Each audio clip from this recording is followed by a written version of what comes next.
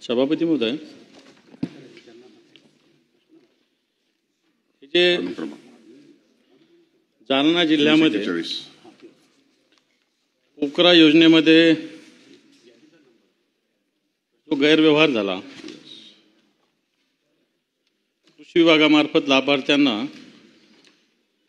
Shade net उभारण्याकरता 2.5 कोटी रुपयाचा अनधिकृत लाभ दिला गेला। सभापती महोदय, आपल्या मार्फत माझा माननीय मंत्री महोदयांना प्रश्न आहे की या पोकरा योजनेत जो शेडनेट घोटाळा झाला त्यातील अधिकारी शीतल चव्हाण यांना पदोन्नती दिली गेली, त्यानंतर निलंबित करण्यात आले।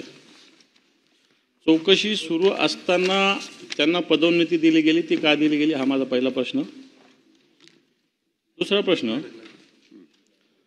श्रीमती शीतल चव्हाण यांच्याकडे तत्कालीन प्रकल्प संचालक म्हणजे आत्मा जिल्हा जालना या पदाचा अतिरिक्त पदभार असतानाही त्यांच्याकडे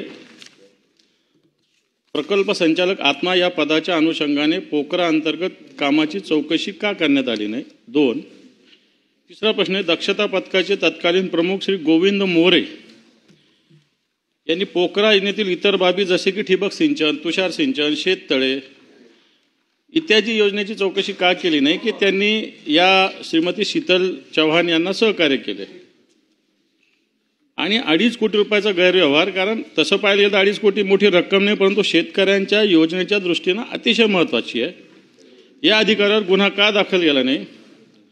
आणि जालना जिल्ह्यात पोकरा योजनेअंतर्गत आलेल्या गैरव्यवहाराची पुनरावृत्ती भविष्यात होऊ नये म्हणून शेतकऱ्यांनी शासनाने याच्या शेतकऱ्यांच्या हितार्थ काय उपाययोजना केली हा माझा प्रश्न आहे।